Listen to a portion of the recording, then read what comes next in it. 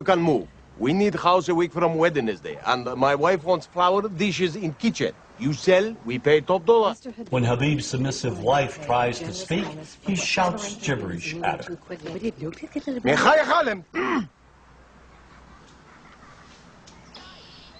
And then he offers Martin a $15,000 cash bonus to move out in 10 days. Making real estate history here. When Martin tells Mr. Habib that he doesn't want to sell the house after all, he finds Habib's wrecking crew there, ready to demolish his beautiful home.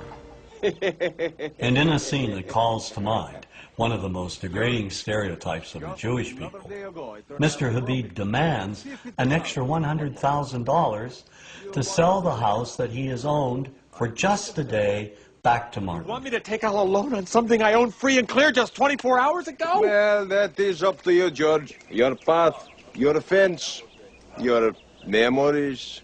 Now, if you looked at the other Father of the Bride films, Elizabeth Taylor, Spencer Tracy, there were no Arabs or Arab Americans. So why does Disney inject these horrific, sort of offensive characters in Father of the Bride Part 2? It's the same reason that in Gladiator, the slave traders who kidnapped Russell Crowe and bring him back to Rome are Arabs. I mean, this is ridiculous. I mean, why does Hollywood inject Arabs, scenes of Arabs, and or slurs demeaning Arabs in movies having nothing to do with the Middle East? So you're sitting like I am, for example, watching Back to the Future about a mad scientist. And yet, early on in the film, we see these ugly, inept Libyans with machine guns in a parking lot trying to gun down the protagonist. I mean, why?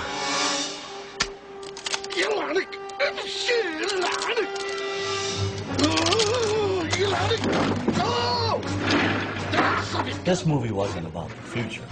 It was the same old stereotyping from the past. And the same goes for Hollywood's view of Arab women. The Arab woman today is bright, intelligent. She's someone who is exceeding in all professions. And yet this reality still is being denied us on silver screens. The highly sexualized belly dancer has been with us from the beginning of Hollywood's history, inspired by early images of the Orient as the place of exoticism, intrigue, and passion. But in recent years, this image has dramatically changed. The Arab woman is now projected as a bomber, a terrorist. Added to this image is what I call bundles in black. Veiled women in the background, in the shadows, submissive. It seems the more Arab women advance, the more Hollywood keeps them locked in the past.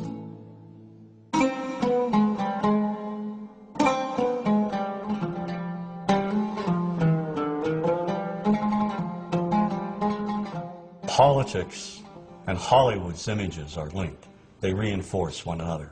Policy enforces mythical images help enforce policy. Jack Valente, president of the Motion Picture Association of America, has said, quote, "Washington and Hollywood spring from the same DNA," end quote. The Arab image began to change immediately after World War II. There were three things that impacted the change. The Palestinian-Israeli conflict, in which the United States has unequivocally supported Israel. The Arab oil embargo in the 70s, which angered Americans when gas prices went through the ceiling. And the Iranian Revolution, which increased Arab-American tensions when Iranian students took American diplomats hostage for more than a year.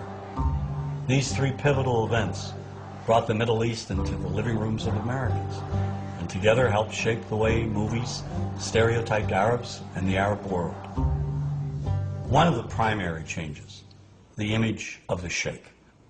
In movies such as Rollover, he's out to take over the world with his money, or he's up to no good trying to buy chunks of America.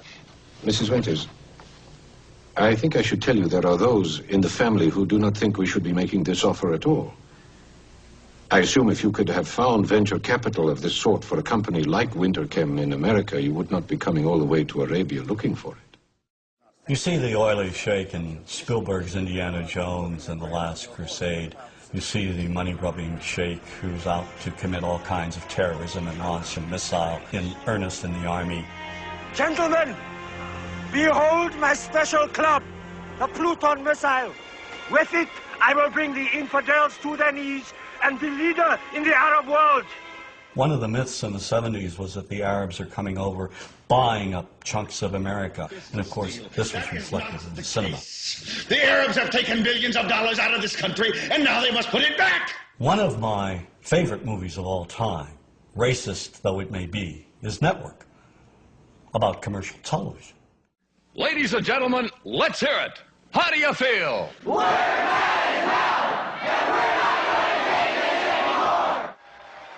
Network features a TV anchor rising to superstardom. How? He unleashes wild rants against the system on the air. But he directs the angriest of all his rants at Arabs, who he says are buying up America. They're buying it for the Saudi Arabian Investment Corporation. They're buying it for the Arabs. The anchor, Howard Beale, calls on the American people to rise up and stop the Arab buyout of his TV network. Listen to me, goddammit. The Arabs are simply buying us. There's only one thing that can stop them. You. The rage of Americans in response became one of the most famous scenes in movie history. I want you to get up out of your chairs. I want you to get up right now and write a telegram to President Ford saying, I'm as mad as hell and I'm not going to take this anymore.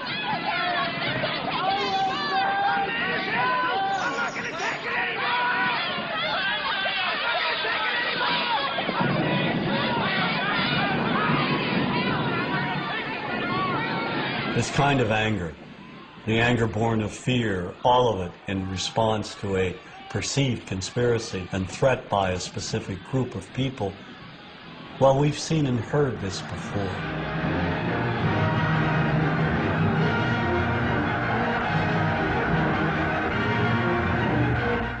If we look at the anti-Semitic propaganda of the Nazis, at its core is an identical type of economic threat.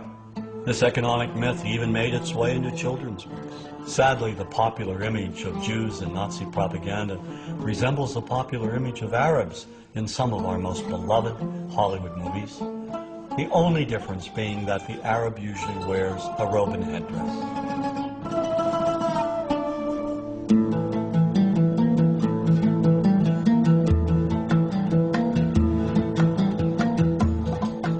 Another way we can look at the connection between politics and entertainment, Washington and Hollywood, is the manner in which historically cinema has projected the Palestinian people.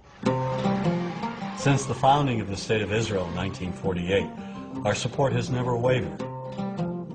Every American administration has made it clear whose side we're on.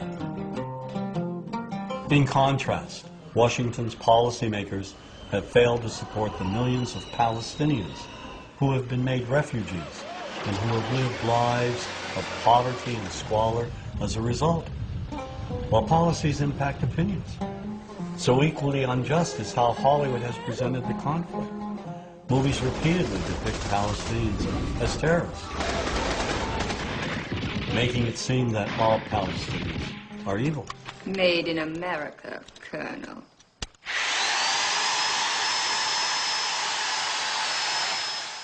Now that image has been perpetuated by Hollywood films, beginning with the film Exodus. It dealt with the very early conflict. Here, Palestinians are either invisible or they're linked with Nazis, perpetrators of horrific acts. The 1966 movie Cast a Giant Shadow is another early film presenting Israelis as innocent victims of Palestinian violence. Kirk Douglas is an American military specialist, and he goes to assist the Israelis. Some of the dialogue in this film reads like it came straight from the public relations department of the Israeli government. Now, here's a country surrounded by 5 Arab nations ready to shove them into the Mediterranean. No guns, no tanks, no friends, nothing. People fighting with their bare hands for a little piece of desert. The Palestinians in this movie are the lowest of the low. We see them solely as vicious gunmen, wide-eyed maniacs. They will kill anyone, anywhere, anytime, for any reason. There's one brutal image in particular of a burnt-out bus with a dead Jewish woman tied to its side.